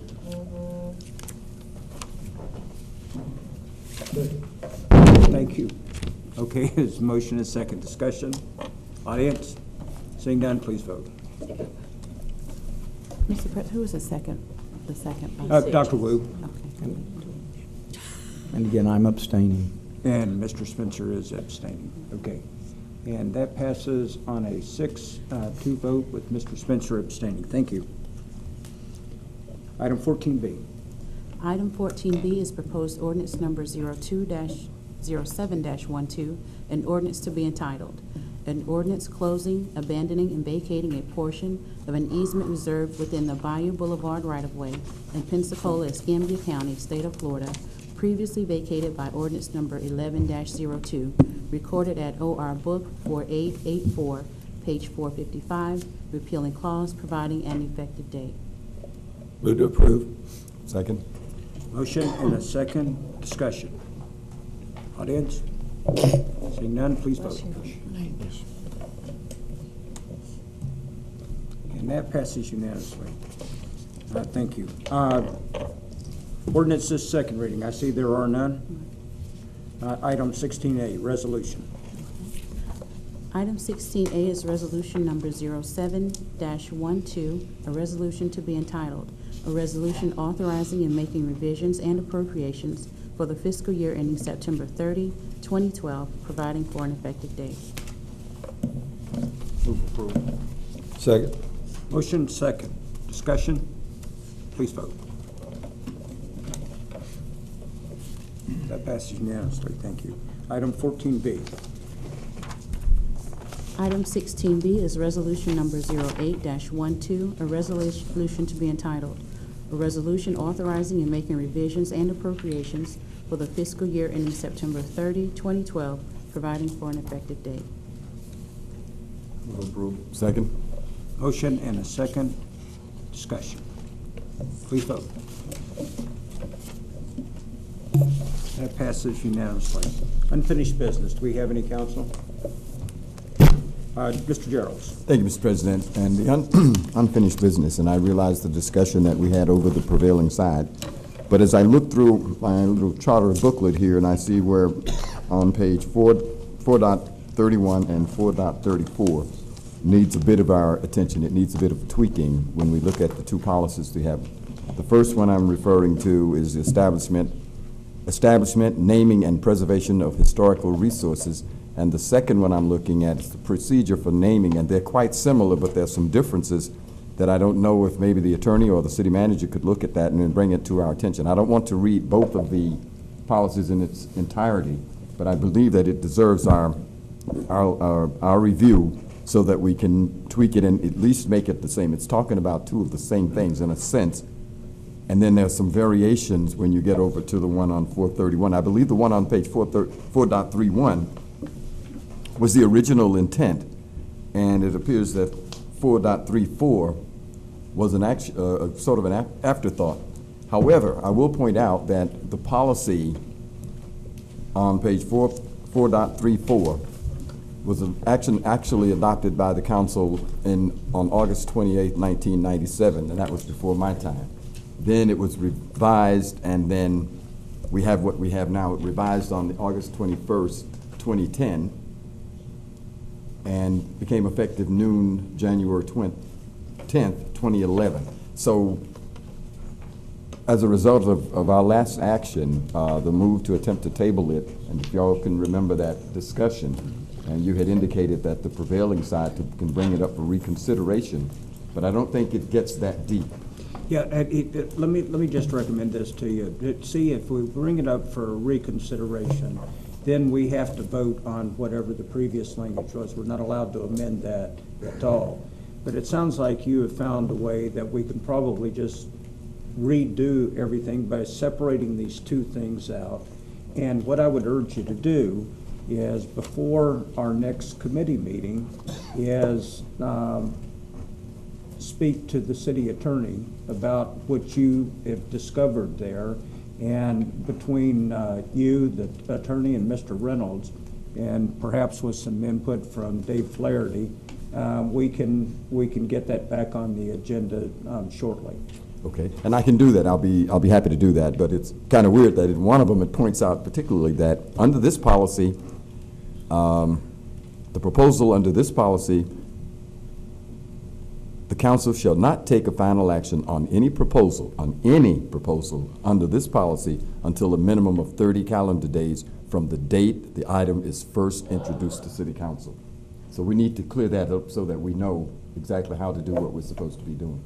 But I will get with the city attorney, and we'll look at this and get it cleared up. And if you have it on the agenda for the next committee of the whole meeting, I think it's easily cleared up, but with a review and consultation from the city attorney or whomever, I believe we can clear up the matter and move forward in an intelligent manner. Okay, Thank you. And I just want to make sure that I don't have any objection from the other council members. Have Mr. Geralds work with the city attorney and Mr. Reynolds to bring this back before us. I think that there was a majority that wanted to support it, but there were just a few items that brought about some concern. And so if there's no objection, we'll do that and try to get that on to the next committee of the whole.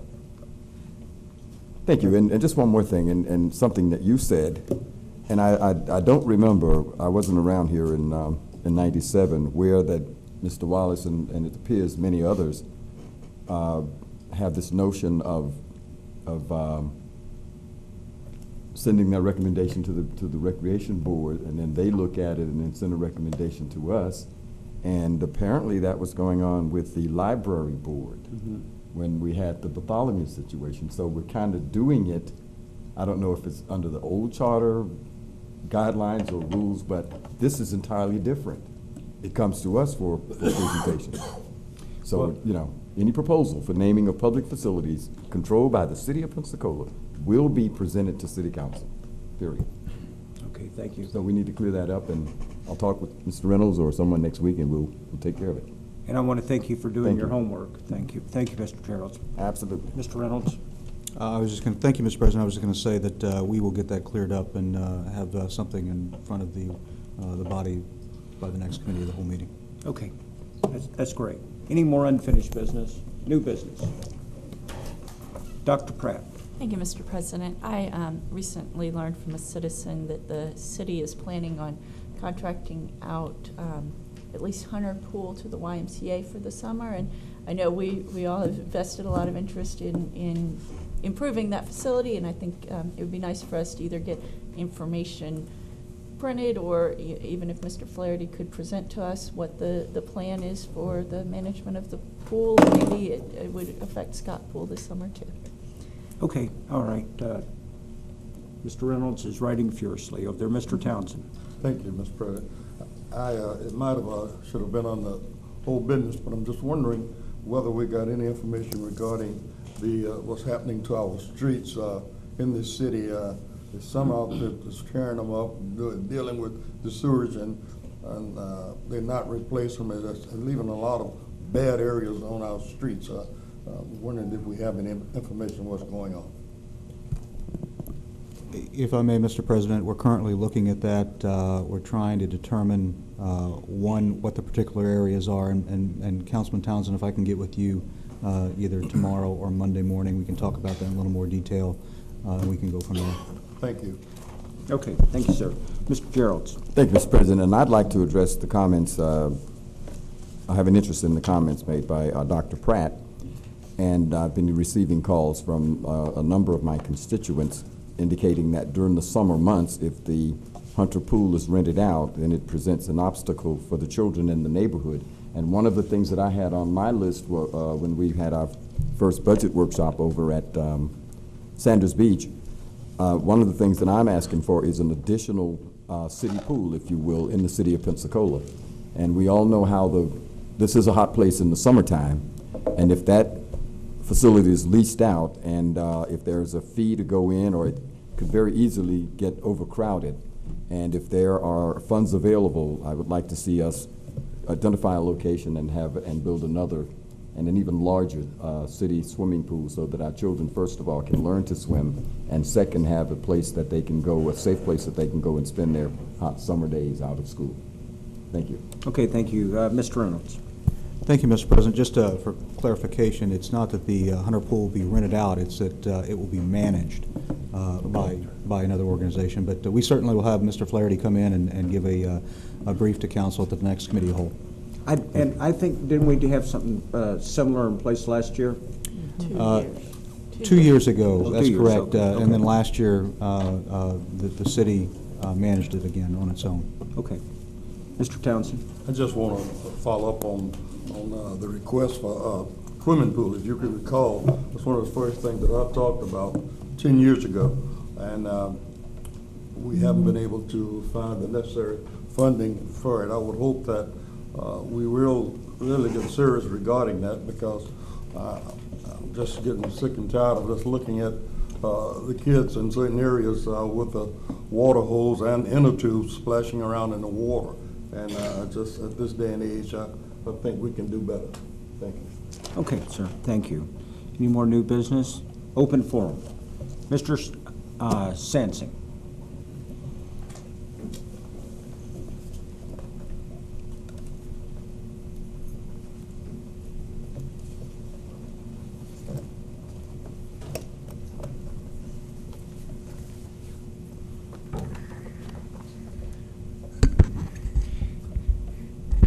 Gary Sansing, 1517 East Jackson, citizen of the city and the county.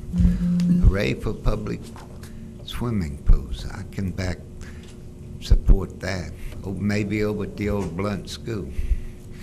And the word is merhaba. That's Turkish. When I crashed the Iron Curtain, I was with a couple of Turks. I was on my way to Berlin to listen to Kennedy. That's a long time ago. But you know, two of you council people have taken trips. I think one to Spain and one to Germany. Living in Paris for quite a while, the French government had invited thousands of students from their ex-territories. And Paris and London are the most visited cities in the world. They have some of the most international students from all over the world studying in them cities. And on your travels, you can learn a lot, because especially in them cities, you get some of the brightest people from all over the world. They are really, truly international cities. It's not like New York, San Francisco, maybe LA a little bit, but you have an international play of some very bright people. Now, again, I'm in a good mood. You know, I like the way you extended public forum. That First Amendment and the right for citizens, and I use the word citizens. Well, Gary, I can't do that all the time. But I know, well, there won't be a need all the time, but when there's a need, you might bend the rules a little bit and so forth. Another thing, occupied Pensacola. It started out occupied Wall Street.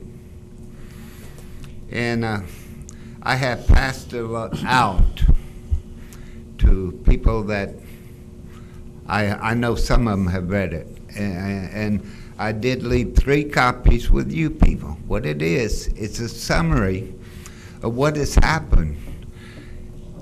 I mean, in our last war, or the ongoing wars that we're involved in, we have to borrow money to go to war. The citizens, well, the people of the world have been marketed to where they're up to here, the Americans up to here in debt.